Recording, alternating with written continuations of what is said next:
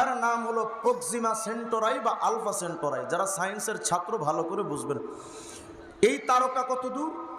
বলে 15 কোটি 14 লক্ষ কিলোমিটার পাড়ি দিতে যে আলোর জন্য টাইম লাগে 8 মিনিট 20 সেকেন্ড, আল্লাহ পাক আপনাকে আমাকে কতটুকু দেন এর একটা ছোট্ট নমুনা আমি পেশ করতে চাই। মূল আলোচনায় যাওয়ার আগে 3 থেকে 4 মিনিট আপনাদেরকে একটু একটা ভূমিকা জানাতে চাই আলোচনার সুবিধার্থে। একটু ভাবেন তো, আমরা যে দুনিয়াতে বসবাস করছি, এই দুনিয়া থেকে আকাশটা কত দূর?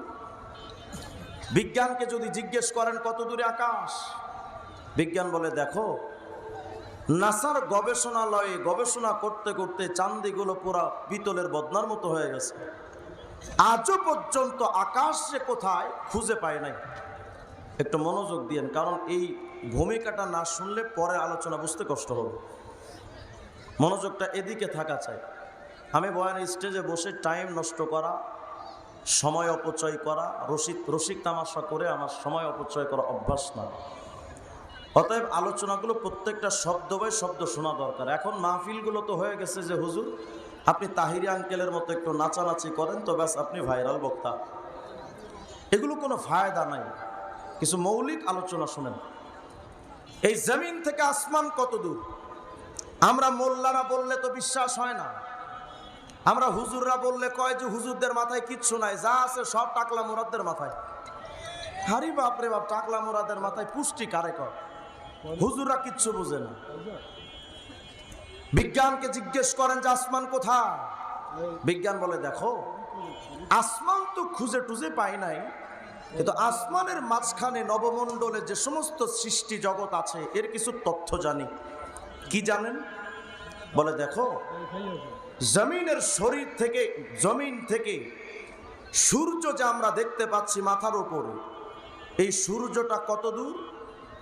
আমি এখান থেকে বয়ান শেষ করে যাব ঢাকা, দূরত্ব প্রায় 200 কিলোমিটার রাস্তা যাত্রাবাড়ি পর্যন্ত। যেতে মোটামুটি টাইম লাগবে 3 থেকে 4 ঘন্টা ইনশাআল্লাহ। বুঝাতে চাচ্ছি এই এলাকা থেকে ঢাকার দূরত্ব 200 কিলো। কত দূর মনে হয় ঢাকা? অথচ 200 কিলোমিটার রাস্তা দৌড়াতে আমার টাইম লাগবে মাত্র 4 ঘন্টা। আর বিজ্ঞান বলছে পৃথিবীর জমিন থেকে সূর্যের মাঝখানের ব্যবধান 2-3 কিলোমিটার, 200-500 কিলোমিটার নয়। কত দূর? বিজ্ঞান বলছে অন্তত পৃথিবীর জমিন থেকে সূর্যের দূরত্ব 15 কোটি 14 লক্ষ কিলোমিটার। সুবহানাল্লাহ বলবেন না? ভাবতেছেন আপনার আমার শ্বশুর বাড়ির কাছাকাছি তো নাকি? একটা আওয়াজ দিয়ে বলেন আল্লাহু আকবার। 15 কোটি 14 লক্ষ কিলোমিটার দূর সূর্য। 200 কিলোমিটার যেতে আমার টাইম লাগবে 3 থেকে 4 ঘন্টা। আর 15 কোটি 14 লক্ষ কিলোমিটার দূরের সূর্যের আলো পৃথিবীতে আসতে টাইম লাগে আলোর গতিতে মোটামুটি 8 মিনিট 20 সেকেন্ড। আন্দাজ করেন 8 মিনিট 20 সেকেন্ডে যেই আলো 15 কোটি 14 লক্ষ কিলোমিটার পাড়ি দিয়ে সূর্য থেকে পৃথিবীতে পৌঁছতে পারে, ওই সূর্যের আলো যদি 1 ঘন্টা দৌড়াই তো কত কিলো যাবে? 24 ঘন্টা যদি দৌড়াই তো কত দূর যাবে?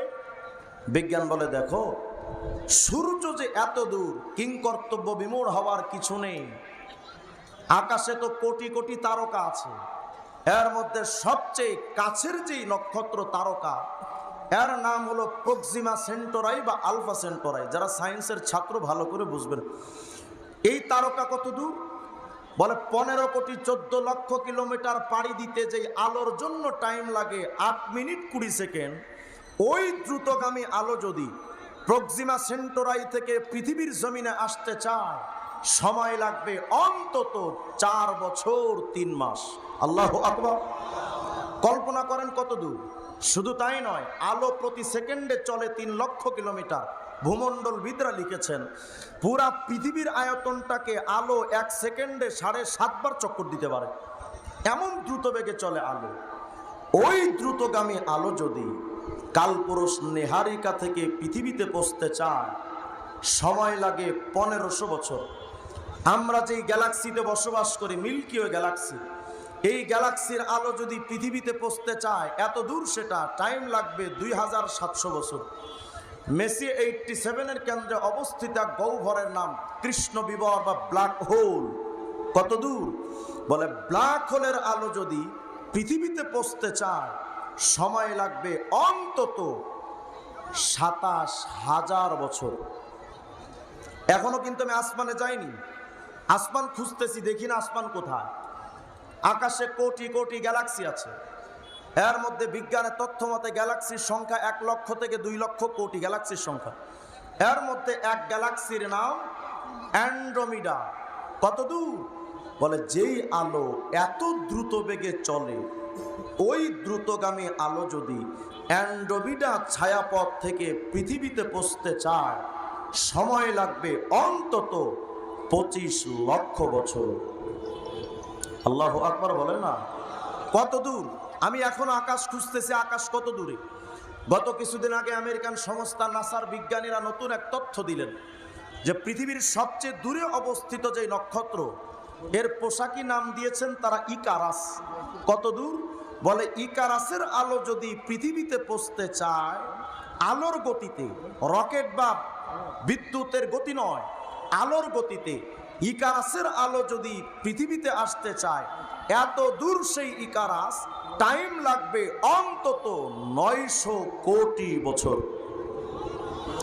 বিজ্ঞান তালাশ করতে করতে করতে চাঁদ গেল, মঙ্গল গেল, সূর্য গেল, কালপুরুষ নিহারিকা গেল, প্রক্সিমা গেল, আলফা গেল, মিল্কি ওয়ে গ্যালাক্সি গেল, অ্যান্ড্রোমিডা গেল, ইকারাস পাড়ি দিয়েছে, মহাশূন্য পাড়ি দিয়েছে।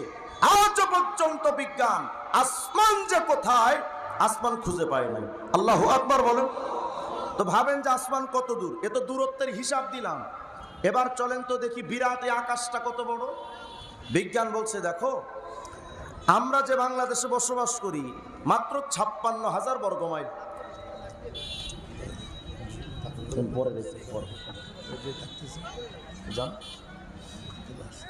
বাংলাদেশটা মাত্র 56,000 বর্গ মাইল।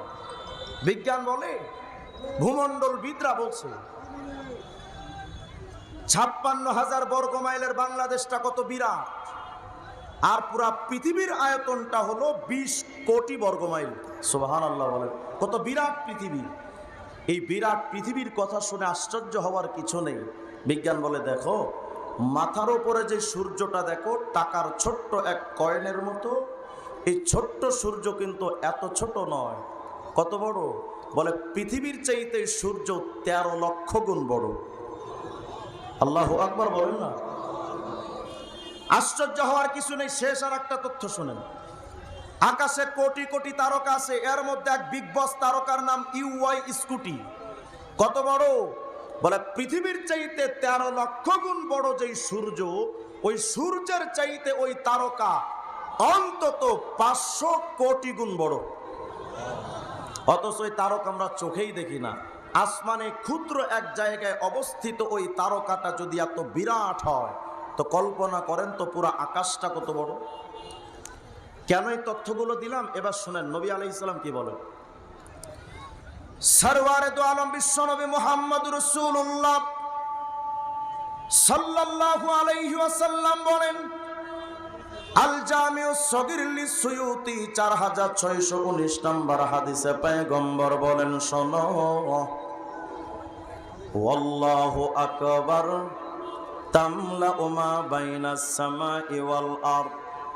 নবী আমার বলেন, রে উম্মতের দল, জমিন থেকে আসমান যত দূর আর যত বিরাট, এই আসমান মাঝখানে যত বিরাট, জমিন তো আসমানের খালি জায়গা। আল্লাহর নবী আমার বলেন, আমার কোন উম্মত যদি তার জীবনটা দিয়া শুধুমাত্র 1 সেকেন্ড সময় নিয়া শুধু একটা বার আল্লাহু আকবার কয়, নবী আমার বলেন ওই একবার শুধু আল্লাহু আকবার বলবা, জমিন আসমানের মাঝের টোটাল এই খালি জায়গাটা নেকি দ্বারা ভরে যায়। বলেন আল্লাহু আকবার। আরো জোরে বলেন আল্লাহু আকবার। এখন তো আল্লাহু আকবার বললেও সমস্যা।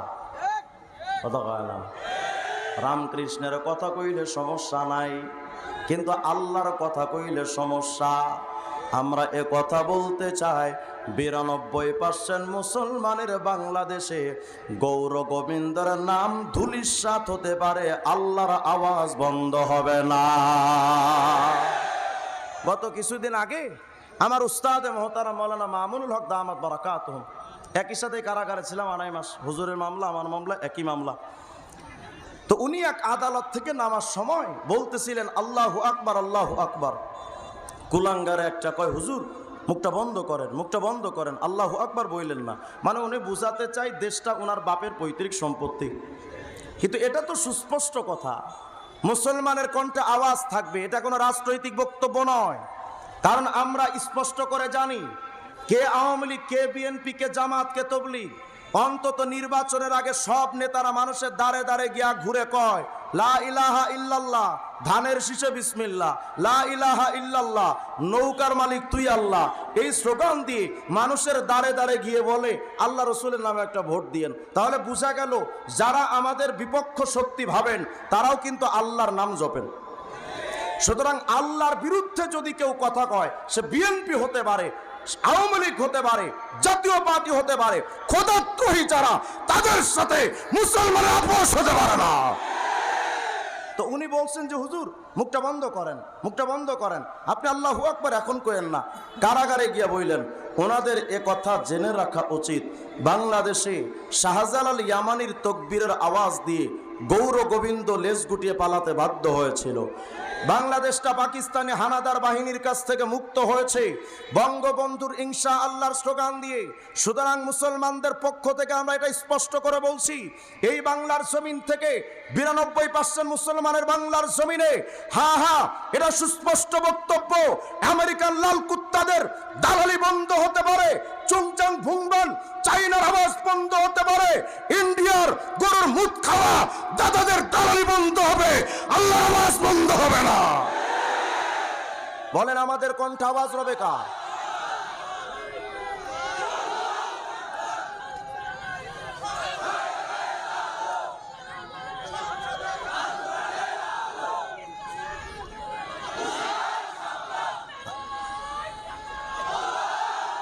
আমাদের পক্ষে খুদা, কণ্ঠে খুদা, খুদাই খুদা, ও নামের তাসবিহ কালাম বন্ধ করে কোন সে শালা, ঠিক না?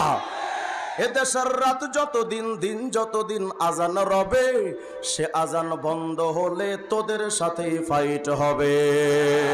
বলেন আমাদের কণ্ঠে আওয়াজ রবে কার? মনোযোগ যদি থাকে তো মুমিন জবাব দেন। জমিন আসমানের মাঝের টোটালি খালি জায়গাটা নেকি দ্বারা ভরে যাবে। বলেন তো কি বললে? বলেন বলেন কি বললে? এবার ফাতহুল কাদির লি শৌকানি খণ্ড 1 পৃষ্ঠা 17 পয়গম্বর বলেন শোনো, লাউ আন্না দুনিয়া কুল্লাহা বিহাদাফিরিহা ফি ইয়াদি রাজুলিন মিন উম্মতি সুম্মা ক্বালা আলহামদুলিল্লাহ লাকানাল হামদু আফজালা মিন যালিক। নবী আমার বলেন, হে উম্মতের দল শুনো, জমিন আসমানটা যত বিরাট বড়, পুরা দুনিয়াটা যত বড় হোক না কেন, পয়গম্বর আরবি বলেন উম্মতের দল রে শোনো, তুমি যদি বাংলাদেশের মালিক হও, এক কথাই নবী বোঝাতে চান এই এলাকার শুধু কেশবপুরের মালিক নন, ঢাকার গুলশান, বনানী, যাত্রাবাড়ি, সায়েদাবাদ, পল্টন, গুলিস্তান, টোটাল ঢাকা শহরের মালিক যদি তুমি একা হও, বাংলাদেশের টেকনাফ টু তেতুলিয়া, রূপসা থেকে পাথুরিয়া, সুন্দরবন টু বান্দরবন, টোটাল বাংলাদেশের মাটির মালিক যদি তুমি একলা হও, নবী বুঝাতে চান শুধু তাই নয়, পেন্টাগন থেকে বিধানসভা পর্যন্ত, ওয়াশিংটন থেকে নিয়ে দিল্লির লাল কেল্লা পর্যন্ত টোটালি ভূখণ্ডের মালিক যদি তুমি একলা হও, আরবের স্টেটের 22টা রাষ্ট্রের মালিক যদি তুমি একা হও, শুধু আরবের 22টা রাষ্ট্রের মালিক নয়, নবী আমার বোঝাতে চান শোনো, জমিনের এক প্রান্ত থেকে অপর প্রান্ত পর্যন্ত টোটাল এই পৃথিবীর জমি জায়গার মালিক যদি তুমি একা হও, শুধু জমিনের মালিক নয়, জমিনের নিচে যত সম্পত্তি আছে না কেন, সমস্ত খনিজ পদার্থ, স্বর্ণের খনি, রূপার খনি, হীরার খনি, ডায়মন্ডের খনি, তেলের খনি, কয়লার খনি বা গ্যাসের খনি, সমস্ত খনিজ পদার্থের মালিক যদি তুমি একলা হও, শুধু জমিন আর তার নিচের সম্পত্তি নয়, জমিনের উপরে যত টাকা, যত রিয়াল, যত দিনার বা দিরহাম বা ডলার, যত গাড়ি বাড়ি বা মিল কলকারখানা, এক কথায় জমিনের উপরে নিচে টোটাল পৃথিবীর মালিক যদি তুমি একলা হও, নবী আমার বলেন উম্মতের দল শুনো, পুরা দুনিয়াটা বিক্রি করলে যত দাম, আমার কোন উম্মত যদি জবানটা দিয়া এক সেকেন্ড সময় নিয়ে শুধু একটা বার আলহামদুলিল্লাহ যদি কয়, পুরা দুনিয়া বিক্রি করলে যত দাম, একবার আলহামদুলিল্লাহ বললে তার চাইতে বেশি মূল্যবান। বলেন আলহামদুলিল্লাহ। মনোযোগ যদি থাকে তো মুমিন জবাব দেন। জমিন আসমানের মাঝের টোটালে খালি জায়গাটা নেকি দ্বারা ভরে যাবে, যেন কি বললে? পুরা দুনিয়া বিক্রি করার চাইতে মূল্যবান নেকি হবে, কি বললে? এ তো জমিনটা আসমানের হিসাব দিলাম, এবার চলেন তো দেখি 7 তবক জমিন আসমান কত বড়। আদ-দুররুল মানসুর লিস-সুয়ুতি খণ্ড 6 পৃষ্ঠা 416। আল্লাহর নবীর আপন চাচাতো ভাই রইসুল মুফাসসিরিন হযরত আব্দুল্লাহ ইবনে আব্বাস রাদিয়াল্লাহু আনহু বলেন, শোনো, জমিন থেকে আসমানটা যত বড়, গিলাজু কুল্লি আরদিন 500 আম ওয়া বাইনা কুল্লি আরদিন ইলা আরদিন 500 আম وبين أغلاظ كل سماء 500 عام وبين السماء إلى السماء 500 عام। ইবনে আব্বাস রাদিয়াল্লাহু আনহুমা বলেন, শোনো, জমিন থেকে আসমানটা যত দূর, ওই আসমানের ছাদ আবার এমন সমপরিমাণ মোটা। আল্লাহু আকবার। প্রথম জমিন থেকে দ্বিতীয় জমিনের মাঝখানে এমন খালি জায়গা, প্রথম আসমানের ওপর থেকে দ্বিতীয় আসমান পর্যন্ত এমন খালি জায়গা। জমিন থেকে আসমানটা যত বড়, 7টা আসমান এমন মোটা, 7টা জমিন এমন মোটা, 7টা জমিন টু আসমান, আসমান টু জমিন এমন খালি জায়গা।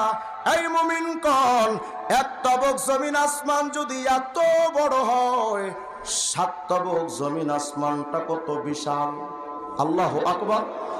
এখন তো ভাবতেছেন হুজুর, এই 7 তবক জমিন আসমানের মধ্যে আমি মানুষ, আমার তো অস্তিত্বই খুঁজে পাওয়া যাবে না, আমি এতটাই ক্ষুদ্র।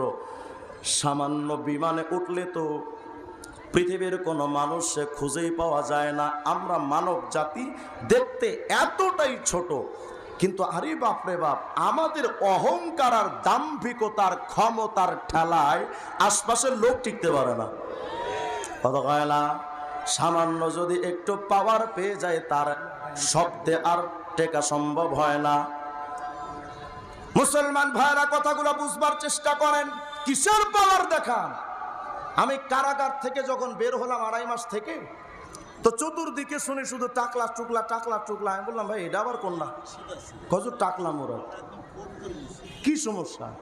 কয় টাকলা মোরাদে কয় সংবিধানে আল্লাহর নাম রাখা যাবে না। তা আমি বললাম, তোর ওই সংবিধানে আমার আল্লাহর নাম থাকলেও কি আর না থাকলেও কি, আমার আল্লাহ তো আল্লাহই। তারা বলতে চাই যে টাকলা মোরাদে বলেছিল।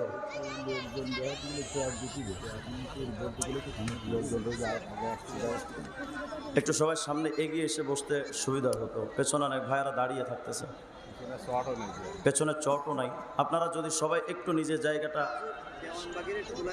সামনে আসেন, একটু সামনে আসেন, কাছাকাছি আসেন, একটু সবাই চেপে বসে আসেন, একটু কাছাকাছি আসেন, একটু সবাই তাকবীর দিয়ে আল্লাহু আকবার বলে দাঁড়ায় যান তো ইনশাআল্লাহ। দাঁড়ান সবাই, আল্লাহু আকবার, সবাই দাঁড়ান, দাঁড়ান দাঁড়ান, সবাই দাঁড়ান, দাঁড়ান না, দাঁড়ান সবাই দাঁড়ান। মাশাআল্লাহ, বাঙালিতে এমনি শুনুন, দাঁড়ান। এবার সবাই সামনে এসে খালি জায়গা পূরণ করে বসে পড়ুন। বসেন বসেন বসেন বসেন, সবাই বসেন বসেন বসেন, বৈশা যান, হাইজাল আলী বসেন।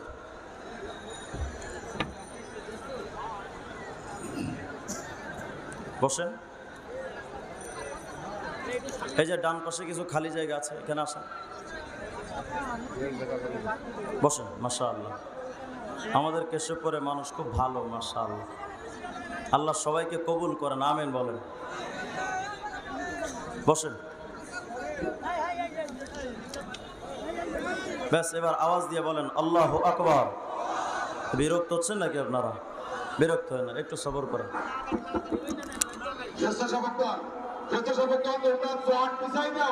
আর এই পেশেন্ট লোকগুলো আপনারা পিছনে দেয় তো স্বেচ্ছাসেবক কোথায়? স্বেচ্ছাসেবক সামনে সব শর্ট পিছাই দাও। আর এই যে ডেকোরেশন তোমাদের শর্ট থাকতে থাকতে শর্ট নিয়ে এসো। আর পিছনে শর্ট দিয়ে দাও, পিছনে বন্ধু দেখা যায়, আপনারা পিছনে নেন। আপনারা যারা মুসল্লি আসতেছেন আপনারা পিছনে দিয়ে বসেন, একটা লোক সাইড দাঁড়াবেন না। আর মোটর সাইকেল ভিতরে ঢুকবেন না। মোটর সাইকেল আপনাদের জায়গায় রাখার জায়গা আছে, আপনারা সেইখানে মোটর সাইকেল রাখেন। এখান থেকে মোটর সাইকেল দূরেও যেতে পারে। ব্যাস ব্যাস, স্টেজের পেছনে মোটর সাইকেল আছে, আপনারা ব্যাস আওয়াজ দিয়ে বলেন আল্লাহু আকবার। আরো জোরে বলেন আল্লাহু আকবার। গলা ছেড়ে বলতে পারেন, আল্লাহু আকবার বলতে ভয় হয় আপনাদের? আর সমস্যা হলে তো আমার হবে, আপনাদের সমস্যা হলে। দুইবার গেছি, অসুবিধা নাই, হ্যাট্রিক করলেও সমস্যা। ভালো জায়গা, রাষ্ট্রীয় মেহমান। আওয়াজ দিয়ে বলেন আল্লাহু আকবার। মাশাআল্লাহ, তাজা থাকেন। মুসলমান এখন তো দিন দিন নেতা হয়ে যাচ্ছে। আল্লাহ কবুল করেন, আমিন বলেন। তো বলছিলাম, সাতবক জমিন আসমান এত বিরাট, এই সাতবক জমিন আসমানে আপনি আমি মানব এতটাই ক্ষুদ্র, আমাদের তো খুঁজেই পাওয়া যায় না, এতটাই ছোট। তাইলে অহংকার কেন? কিসের অহংকার? আজকে তো আমরা ক্ষমতার এমন ক্ষমতাটা দেখায়, 52 বৎসরের ইতিহাসে বাংলাদেশে দেখেছি যারা যখন ক্ষমতায় এসেছেন বিরোধী দলের উপরে নির্যাতনের স্টিম রোলার চালিয়েছে, মামলা হামলা দিয়া বিভিন্নভাবে হয়রানি করে। এটা 52 বৎসরের ইতিহাস, এটাই চলে। কিন্তু মনে রেখেন, নমরুদ নাই, ফেরাউন নাই, হামান নাই, কারুন নাই, আবু জেহেল নাই, তাদের নামটাও কেউ ভুলেও উচ্চারণ করে না। এটা সুস্পষ্ট, যারা জালেম হয় তাদের মৃত্যুর পরে মানুষ সম্মান দূরের কথা, যদি রাত্রে কোনোদিন পাইতো তো জুতা দিয়া পিটা ছাইরা দিত। পাওয়ার দেখাবো না আমরা, কেউ কারোর সাথে পাওয়ার নয়।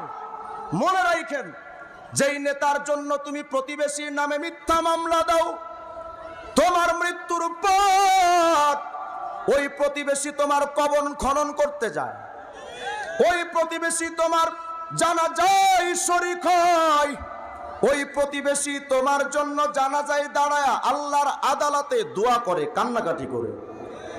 আর যে নেতার জন্য তুমি প্রতিবেশীর উপরে মিথ্যা মামলা দিয়েছিলা, ওই নেতারে যদি ফোন দেওয়া হয়, নেতাই কয় ওরে কবর দিয়া দে, আমার আসার টাইম নাই, মিটিং আছে। কথা হয় না? কোন নেতার জন্য প্রতিবেশীর নামে মিথ্যা মামলা দেন? এখন তো আশ্চর্য ব্যাপার, এমন হয়ে গেছে পরিস্থিতি, ভাই ভাইয়ের উপরে মিথ্যা মামলা দেয়, ভাই ভাইয়ের মাথা ফাটায়। বলেন তো আছে না নাই? কার জন্য করেন? যে নেতা গোলাইগা ভাইয়ার ফাটাইলা মাথা, বিপদ কালে ভাই পাইবা না নেতা। ওই নেতাদের লাইগা যখন পড়বা বিপদে, সেই নেতারা বলবে শালা তোরে চেনে কে। যে নেতারা ভাগ করেছে আমগো দলে দলে, সেই নেতারা তাল মেলায়া চলে তলে তলে। পাবলিক মর রাস্তাঘাটে খবর লয় না নেতা, আসল কথা আমজনতা হইছে বলির পাঠা। কেউ কার উপরে জুলুম নয়। হযরত মুকাতিল বলেন, জুলুম এমন এক মারাত্মক অপরাধ, ইয়াসমাউল্লাহুল ওহুশা ওয়াল হাওয়ামা ওয়াদ দাওয়াব ওয়াত তায়র। কিয়ামতের ময়দানে সমস্ত পশু পাখিদের আল্লাহ হাজির করবেন। আমরা তো জানি বিচার আচার হবে, শুধু মনে হয় মানুষের না, পশু পাখিরও বিচার আছে। কি বিচার? হযরত মুকাতিল বলেন, কিয়ামতে পশু পাখিদের আল্লাহ হাজির করবেন কইরা ফায়ুকযা বাইনাহুম, তাদের মধ্যে এখন বিচার হবে। কি বিচার? হাত্তা ইউক্তাসালিল জাম্মা'i মিনাল কারনাব, ওই কিয়ামতের ময়দানে শক্তিশালী পাওয়ারওয়ালা সিংওয়ালা পশুদের আল্লাহ দাঁড় করাবেন, দাঁড়াও। আর দুর্বল, রুগ্ন, অসহায়, শক্তিহীন, রোগাটে পশুদেরকে বলবেন তোরাও দাঁড়া। হে মুমিন, আমরা তো দুর্বলদের দুর্বল ভাবি, মনে রাখেন শক্তিশালীদের সাথে থাকে তাদের ক্ষমতা, আর দুর্বলদের সাথে থাকেন স্বয়ং আল্লাহ। দুর্বলদের দুর্বল মনে করা উচিত নয়। কিয়ামতের ময়দানে সমস্ত পশু পাখিদের হাজির করবেন, শক্তিশালী পশু, দুর্বল পশু। আল্লাহ এখন বলবেন, এই দুর্বল রে, তোমার উপরে সিংওয়ালা কয়টা গুতা মারছিল কও। ভাবেন ভাবেন, জুলুম এমন এক অপরাধ যে অপরাধের বিচার পশু পাখিরও হবে। জুলুম এমন এক অপরাধ। আল্লাহ বলবেন তোরে কয়টা গুতা মারছিল ক। এখন সিংওয়ালা বলবে আল্লাহ আমি জীবনে করে সামনেই পড়ি নাই, গুতা মারমু কি? আল্লাহ বলবেন তুই কয়টা মারছে? আল্লাহ 373টা। আল্লাহ বলবেন একটা কাজ কর, তুই তো দুনিয়ায় ছিলে দুর্বল, তুমি আজকে হইবা সবল। আরে পাওয়ারওয়ালা সিংওয়ালা পশুরে, তুমি আজকে হইবা দুর্বল। ওই 373টা গুতা আজকে ও তোমারে ফিরায় দেবে, প্রস্তুত হও। আল্লাহ যখন বিচার শুরু করে দিবেন, আল্লাহর কসম, আমরা যারা কাশিমপুর হাই সিকিউরিটি চারে ছিলাম, 50 জন আলেম আমরা ছিলাম হেফাজতের। মাওলানা মামুনুল হক সাহেব, আইবি সাহেব, খালেদ সাইফুল আইবি সাহেব, জুনায়েদ আল হাবিব সাহেব, মুফতি আমির হামজা ভাই, আমরা সবাই একসাথে। আমার নামে কি মামলা জানেন? ককটেল বিস্ফোরণ। মানে বাইতুল মোকাররমের সামনে আমার উস্তাদ মামুনুল হক সাহেব বলেছেন ককটেল মারো, তো জুনায়েদ আল হাবিব সাহেব ককটেল মারে। খালেদ সাইফুল আইবি সাহেব হাত এটা ভাঙা, উনি নাকি লাঠি দিয়ে মানুষের মাথায় বাড়ি দেয়। আর রিজওয়ান রফিকও ওই জায়গায় ককটেল মারতেছিল। তা আমাকে যখন রিমান্ডে নিয়েছে, তো আমি কাগজটা পড়া দেখলাম আর বুঝলাম যে মামলাটা যিনি লিখছেন নিশ্চিত উনি যে গাঞ্জা খাইছে ওই গাঞ্জার হয়তো মেয়াদ ছিল না। মেয়াদ থাকলে এত ঠাড়া বড়া মিথ্যা কথা লেখা যায়? তা আমরা কি করতাম জানেন কারাগারে? প্রতিদিন জোহরের নামাজের আগে সবাই গোল হয়ে বসতাম, বসে কিছু দোয়া জিকির এগুলো করতাম। কোনোদিন মামুন সাহেব হাত তুলতেন, আমরা আমিন আমিন বলতাম। কোনোদিন আমি হাত তুলতাম, সবাই আমিন আমিন বলতেন। কোনোদিন আমির হামজা ভাই হাত তুলতেন, আমিন আমিন বলতাম। তো আমরা দুয়ার মধ্যে একটা কথা বলতাম, আল্লাহ আমরা তো চুরি ডাকাতি জেনা ব্যভিচার লুচ্চামে বদমাশি কইরা কারাগারে আসি নাই, কেউ না জানলেও আল্লাহ আপনি তো জানেন। আমরা তো আসছি মাত্র এই টুপির জন্য, পাঞ্জাবি আর আলেমের জন্য। আমরা জানি আমরা বড় দুর্বল, আমরা অসহায়, আমাদের বাচ্চারা কাঁদে, বাপ মা কাঁদে, আমাদের আপনজন গুলো কাঁদে।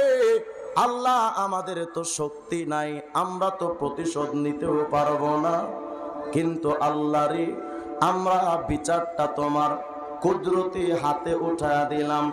আল্লাহর কসম করে বলি, আল্লাহ যখন বিচার করবে, আমেরিকান লাল কুত্তা আর ইন্ডিয়ার দাদারাও বাঁচাতে পারবে না। পাওয়ার দেখান না, দুর্বলরা দুর্বল মনে কইরেন না। দুর্বলদের সাথে বলেন তো থাকেন কে? আরো জোরে বলেন কে? আল্লাহর চাইতে বড় পাওয়ারওয়ালা সাতবক জমিন আসমানে নেই। সাতবক জমিন আসমান তো কত বিরাট, ভাবেন, মনোযোগ দেন। এক তবক জমিন আসমানটা তো বিশাল, সাতবক জমিন আসমানটা কত বড়। এই সাতবক জমিন আসমানটা এত বড়, আপনি আমি মানুষ তো অস্তিত্ব খুঁজে পাওয়া যাবে না, এতটাই ছোট। কিন্তু নবী বলেন না না, এমনটা ভেবো না। কেন? ওই তুমি মানুষ ছোট, কিন্তু তুমি অনেক ক্ষেত্রে সাতবক জমিন আসমানের থেকেও বড়। সুবহানাল্লাহ গান। কিতাবের নাম আল মুস্তাদরাক আলা সহিহাইন লিল হাকিম 155 নম্বর হাদিস। নবী আমার বলেন, শোনো রে, ফা ইন্নাস সামাওয়াতি ওয়াল আরদা ওয়া মা ফীহিন্না লাউ উদিয়াত ফি কিফাতিল মিজান ওয়া উদিয়াত লা ইলাহা ইল্লাল্লাহ ফিল কিফাতিল উখরা কানাত আরজাহা মিনহুমা। নবী আমার বলেন, রে উম্মতের দল শোনো, সাত তবক জমিন আসমানটা যত বড়, এই টোটাল সাত তবক জমিন আসমানটার একটা লুকমা বানায়া যদি মিজানের একটা পাল্লায় যদি রেখা দাও, আর জবান দিয়া যদি শুধু একবার কালেমা তৈয়বা লা ইলাহা ইল্লাল্লাহর জিকির যদি একটা বার করো, আল্লাহর নবী বলেন সাত তবক জমিন আসমানের পাল্লাটা হালকা, তোমার একবার কালেমার জিকিরের নেকির পাল্লা ভারী হয়ে যাবে। বলেন তো লা ইলাহা ইল্লাল্লাহ লা ইলাহা ইল্লাল্লাহ। মোহাব্বত করে বলেন না, লা ইলাহা ইল্লাল্লাহ লা ইলাহা ইল্লাল্লাহ। আওয়াজ দিয়া বলেন আল্লাহু আকবার। মনোযোগ যদি থাকে তো মুমিন জবাব দেন, জমিন আসমানের মাঝের টোটালে খালি জায়গাটা নেকি দ্বারা ভরে যাবে। যেন কি বললে ভুলে গেছেন মনে হয়, নাকি কষ্ট হচ্ছে মনে হয় আপনাদের? বিরক্ত হইলে আমি যাবো, আমারও সময় কম। বলেন, জমিন আসমানের মাঝের টোটালে খালি জায়গাটা নেকি দ্বারা ভরে যাবে। কি বললে? পুরা দুনিয়া বিক্রি করা চাইতে মূল্যবান নেকি হবে। কি বললে? সাত তবক জমিন আসমানের চাইতে ভারী নেকি হবে কোন কালেমার জিকিরে। এবার চলেন তো দেখি মিজানের পাল্লা কত বড়। ইবনে রজব হাম্বলির কিতাব জামিউল উলুম আল হিকাম খণ্ড 2 পৃষ্ঠা 18, নবীজির সাহাবী হযরত সালমান আল ফারসি বলেন, জনাব সাত তবক জমিন আসমান যত বড়, ফালাউ উযিনা ফীহি সামাওয়াতু ওয়াল আরদু লাওয়াসিয়াত ইউদাউল মিজানু ইয়াউমাল কিয়ামা। কিয়ামতের ময়দানে মিজানের পাল্লাটা তো রাখা হবে। এক একটা পাল্লা কত বড়? হযরত সালমান আল ফারসি বলেন, সাত তবক জমিন আসমান, ফালাউ উযিনা ফীহি সামাওয়াতু ওয়াল আরদু লাওয়াসিয়াত, সাত তবক জমিন আসমান একত্রিত করার পর মিজানের একটা পাল্লাই যদি ঢুকায়া দাও, সাত তবক জমিন আসমান ঢুকে যাবে, কিন্তু মিজানের পাল্লার একটা পাল্লারও পেট ভরবে না। আওয়াজ দিয়া কোন আল্লাহু আকবার। কল্পনা করেন তো এই মিজানের পাল্লার পেটটা কত বড়? মোটামুটি দেওয়ানবাগি পিসাবের পেটের মতোই তো, নাকি? আওয়াজ দিয়া কোন আল্লাহু আকবার। এখন তো পুরা পেরেশানি যে হুজুর এটা কি কইলেন? সাত তবক জমিন আসমান যদি এত বড় হয়, মিজানের পাল্লা যদি তার চাইতে বড় হয়, তা আমার নেকিটা যদি ওই পাল্লায় ঢুকানো হয়, ও তো খুঁজেই পাওয়া যাবে না। আর আমরা তো মাশাআল্লাহ কত আমল করি, 55 বছর আকিস বিড়ি, কত হয় সাদে গন্ধে অতুলনীয়। আরে বাপরে বাপ, বিড়ি টানতে টানতে এক একটার চাপা সুবা বাইঙ্গা হিরো আলম ফেল, কথা কয় না। এই 55 বছর আকিস বিড়ি, বুড়াকালে কোন রকম একটু তাবলিগ চরমুনায় যায়, বাস কিছু আমল করে বাস বিদায়। এই সামান্য নেকি নিয়ে যদি আপনি কবরে যান, সাত তবক জমিন আসমান রাখলে যেই মিজানের পাল্লাটা ভরে না, আপনার আমার আমল যদি ওই পাল্লায় রাখা হয় তো খুঁজে পাওয়া যাবে? তাইলে আমল কইরা লাভ কি? হালাব আছে। পয়গম্বর দাউদ একদিন আল্লাহকে বলেন, কিতাবের নাম তাফসীর রুহুল মাআনি, লেখক সৈয়দ মাহমুদ বাগদাদি আলুসি, খণ্ড 17 পৃষ্ঠা 54 বর্ণনা। পয়গম্বর দাউদ একদিন আল্লাহকে বলেন, ওগো আল্লাহ, ইয়া ইলাহি মানিল্লাযী ইয়াকদিরু আইয়ামলা আকিফাতাহু হাসানাত। হযরত দাউদ বলেন, মাওলা পাক, সাত তবক জমিন আসমান এত বড় যদি হয়, মিজানের পাল্লাটা যদি তার চাইতে বড় হয়, আয় আল্লাহ, এমন কোন নেককার আছে যার নেকি দিলে ওই মিজানের পাল্লাটাও ভরে যাবে? এমন নেককার তো আমি দাউদের চোখে টোকে কাউরে পড়ে না। আমাদের নবী বলেন, হ্যাঁ এমন নেককার আছে। সুবহানাল্লাহ কয় না? কিতাবের নাম আল জামিউ সগীর লি সৈয়দ 4619 নম্বর হাদিস। পয়গম্বর বলেন, ওয়া সুবহানাল্লাহ তামলাউ নিসফাল মিজান। আমার কোন উম্মত যদি তার জবানটা দিয়া শুধুমাত্র 1 সেকেন্ড সময় নিয়া শুধু একটা বার যদি সুবহানাল্লাহ যদি কয়, পুরা মিজানের পাল্লার অর্ধেকটা পাল্লা নেকি দ্বারা ভইরা যায়। বলেন না সুবহানাল্লাহ। এখন পাল্লা তো ভরেছে অর্ধেকটা, পুরাটা তো ভরে নাই। নবী আমার বলেন তাও ভরবে কেমনে? নবী বলেন ওয়ালহামদুলিল্লাহ তামলাউল মিজান। একবার শুধু আলহামদুলিল্লাহ কইবা, পুরা মিজানের পাল্লাটা নেকি দ্বারা টইটম্বর হয়ে যায়। আল্লাহু আকবার। তাহলে বলেন তো জিকির করা লাগবে কার? না না, কেল্লা বাবা, ফাইল্লা বাবা, ল্যাংটা বাবা, আমার তাহিরি আঙ্কেলদের তো বাপের অভাব নাই। কথা মুর্শিদ মুর্শিদ কইরা আমার ঘুম আসে না, শয়নে আমারে বলে বাগ মুর্শিদ কেমন মাশাআল্লাহ। আয় হায় এইগুলা। আচ্ছা বলেন, এই জিকির যদি আপনি সারা জিন্দেগি করেন, 4 পয়সার মূল্য আছে? কিন্তু একবার বলবেন সুবহানাল্লাহ, মাশাআল্লাহ, কি বিরাট বড় বড় নেকি। আমার বাংলাদেশে তো বাবার অভাব নাই। ওরে বাবা, এই বাংলাদেশে যেমন বাবার অভাব নাই, পীর বাবার অভাব নাই। কি বলবো আশ্চর্য কথা, বাংলাদেশে ল্যাংটাও পীর। আমি বললাম ভাই, ল্যাংটা যদি পীর হয় তাহলে তো কুত্তা বড় পীর। কথা কয় ল্যাংটা বাবার কাছে গিয়া কয়, বাবা ভাগ্য পাল্টা দে। যা দেখলাম বাবারই কপাল খারাপ, কাপড় চোপড় দূরের কথা যাই গাও নাই। কতক্ষণ আছে না নাই? বলেন তো সন্তান দেওয়ার মালিক কে? কোন বাবা? সাতক্ষীরার দিকে আবার শুনি যে কিছু পিট্টির আছে নাকি, আছে না? এদিকে আছে নাকি পিট্টির? মাশাআল্লাহ। তবে আমি কিন্তু পীর বিরোধী নই, আমিও পীরের মুরিদ। আমার পীর ছিলেন কায়েদে মিল্লাত আল্লামা জুনায়েদ বাবুনগরী রাহিমাহুল্লাহ। হযরত আমাকে ছেলের মতো মহব্বত করতেন, মাঝে মধ্যে হাঁটাজারি গেলে নিজের বাড়ি নিয়ে আমাকে খানা খাওয়াতেন।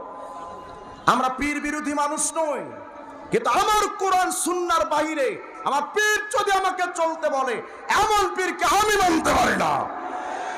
ভণ্ডরা আজকে স্লোগান ছুড়েছে, আমরা হলাম শরীয়তি মোল্লা আর ওরা নাকি মারেফতি মোল্লা। গান গায় পাগল মরলে বাতে জ্বলে, মন সে মরলে জ্বলে না। পাগলার কাছে খোদাই থাকে, কান্নার দলে দেখে না টুনটুনা টুন। এরা নাকি মারেফতের পাগলা। এই মারেফাতি বাবাদের আবার একজন বিরাট বড় মুফতি সাহেব আছে। মুফতি সাহেবের নাম কি জানেন? আলহাজ হযরত মাওলানা মুফতি মুমতাজ ভাবি। বিরাট বড় মুফতি সাহেব। আরে বাপরে বাপ, মাঝে মধ্যে উনি আমাকে ফতোয়া শেখায়। কি বিরাট বড় আল্লাহওয়ালা, বিরাট বড় আলেম। মনে রাখেন, শরীয়ত ছাড়া কোনো পীর মুরিদি হয় না। কত বলা? শরীয়ত ছাড়া কোনো পীর মুরিদি হয়? বলেন, শরীয়ত ছাড়া কোনো পীর মুরিদি হয়? এখন ওদের কাছে বলে যে তারা বাবা হলেই চলে, আল্লাহও লাগে না, নবীও লাগে না। নাউজুবিল্লাহ বলেন না। গান বানাই কেদামান কাতিবিন রোজাহাসরের দিন, আল্লাহর কাছে যদি করে অভিযোগ, আমি বলবো দুনিয়ায় ছিলাম ল্যাংটা বাবার লোক। আমি মনে মনে ভাবলাম, তুই ল্যাংটার মুরিদ হয়ে যদি গান বানাইতে পারস, আমিও কওমি মাদ্রাসার পোলা, বিগ হাউস কম না, আমিও একটা বানাইছি। কই না থাক, পরে সমালোচনা করবে না। কেরামান সমালোচনা কারে কয় শিখান আপনি? ওই মিয়া, সমালোচনা কারে কয় শিখান? আমি কওমি মাদ্রাসার স্ট্যান্ড করা ছাত্র। কোনটা গীবত কোনটা গীবত না, এটা আপনার থেকে শিখতে হবে আমার। তোমার যদি জুতা চুরি করে তার বিরুদ্ধে সমালোচনা করলে ওটা গীবত হয় না, ইমান চোরদের ব্যাপারে বললে গীবত হয় কেন? আপনি আমার সবক শিখান মিয়া, আপনার নির্দেশ মানতে হবে আমার এখানে। আপনি কেন নির্দেশ দেন আমারে? কে আপনি? সমালোচনা কাকে বলে? আপনাদের এলাকায় যদি, আরে আমি তো বলবোই মিয়া, ওনার কথায় চুপ থাকবো নাকি? আমি পৃথিবীর কাউকে ভয় পাই না। আশ্চর্য ব্যাপার। আমরা আল্লাহর পথে চলি, আল্লাহর গোলাম হয়ে বাঁচতে চাই।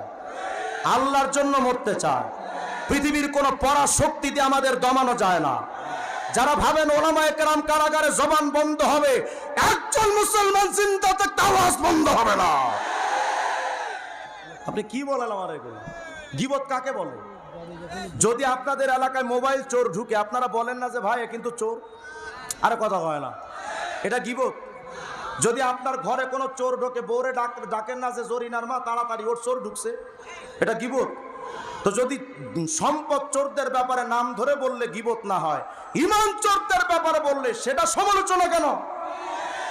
প্রত্যেকটা মাস ভান্ডারি আট্টসি সবগুলো ঈমান চোর। আহলে কুরআন ঈমান চোর, কাদিয়ানী ঈমান চোর, হিজবুত তাওহীদ ঈমান চোর। আমি তো আজকে ওয়াজ করতেছি মিয়া, আমি তো এই ওয়াজ করি না। আমি ওয়াজ করি ভণ্ডদের ব্যাপারে। বাংলাদেশের সমস্ত বাতিল হলো আমার ওয়াজের বিষয়বস্তু। আমি যেহেতু আপনাদের এলাকায় বাড়ি আমার, আমি তো এদিকে আসিও না। আমার বাড়ি তো শ্রীরামপুরে, থাকি গাজীপুরে। আমি তো এই ওয়াজ করি না, আমি ওয়াজ করি সব ভণ্ডদের ব্যাপারে। আপনি আমার থামাননি, আপনি চিনেন আমারে? হ্যাঁ, মামুনুল হকের ছাত্রকে। আওয়াজ দিয়া বলেন আল্লাহু আকবার। তো ওরা বলে যে আমরা কিয়ামতে বলবো ল্যাংটা বাবার লোক, তা আমি বানাইলাম। কেরামান কাতিবিন পাইবে যে দিন, তোরা যারা ছিলি ল্যাংটা বাবার লোক, তোদের জুতা মাইরা কইব জাহান্নামে ঢোক। গানটা তো এমন হওয়ার কথা, কেরামান কাতিবিন রোজ হাসরের দিন আল্লাহর কাছে যদি করে অভিযোগ, আমি বলবো দুনিয়ায় ছিলাম মুহাম্মদের লোক। मोमिन जो फिदा नक्श काफे पाए नबी हो, हौजीर कदम आज भी आलम का खजीना। साहिल से लगे गा कभी मेरा भी सफीना, देखेंगे कभी शौक से मक्का व मदीना। गर सुन्नत नबवी की करे पैरवी उम्मत, तूफान से निकल जाएगा फिर उसका सफीना। आवाज दिया कौन? अल्लाहु আকবার। তাহলে মুমিন বলেন তো জিকির করব কার? কোন বাবার, মাজার, দরবার? বলেন তো চামচা হাওয়া লাগবে কার? আরে সাতটাবক জমিন আসমানের মালিক যিনি, আমেরিকার সুপ্রিম পাওয়ার আমেরিকাই টিকে, চাইনার ক্ষমতা চাইনার মধ্যে টিকে, ইন্ডিয়ার পাওয়ার ইন্ডিয়াই থাকে, আমার আল্লাহর পাওয়ার সাতটাবক জমিন আসমানেই চলে। অতএব যদি দালাল হতে হয়, চামচা হতে হয়, একমাত্র দালাল হব কার? মুহতারাম হাজিরিন, শেষ কথা, আমি এতক্ষণ পর্যন্ত আপনাদেরকে বলেছি সুবহানাল্লাহ, আলহামদুলিল্লাহ, আল্লাহু আকবার, লা ইলাহা ইল্লাল্লাহ। এক একবার পড়লে কত বিরাট বড় বড় নেকি। আমল করা যাবে না ইনশাআল্লাহ? করা যাবে ইনশাআল্লাহ। এই আমলগুলো আমরা সময় তো পাই না, কিন্তু মুরব্বী যারা চাষাবাদ করেন আপনাদেরকে বলছি, যখন চাষ করেন, মনে করেন ধান রোপণ করেন, তো ধানের চারাগুলো যখন লাগান তখন বলতে পারেন না সুবহানাল্লাহ, সুবহানাল্লাহ, সুবহানাল্লাহ? বলা যায় না? কতক্ষণ যায় কি যায় না? যুবকরা যারা হোন্ডা চালাও, হোন্ডার উপরে বসেই তো বলা যায় লা ইলাহা ইল্লাল্লাহ, লা ইলাহা ইল্লাল্লাহ। সময় তো আমাদের প্রচুর আছে, কিন্তু আমরা গাফেল, আমরা উদাসীন, আমরা আল্লাহর ইবাদতের ব্যাপারে এতটাই গাফেল, বরঞ্চ আমরা সারা দিন রাত দুনিয়া দুনিয়া করে করে জিন্দেগি বরবাদ করে দিচ্ছি। মুরব্বী মানুষ হাতে বিড়ি সিগারেট নিয়ে ঘুরতে লজ্জা পায় না, কিন্তু তসবির দানা নিতে বড়ই শরম পায়। কথা কয় না? আসে না? নাই? হায় আফসোস, আমরা কবে ঠিক হব, আমরা কবে ফিরব? অথচ মুরব্বী, শেষ কথা, আপনি যেভাবে চলেন আপনার হায়াতের 40-50টা বছর চলে গেছে।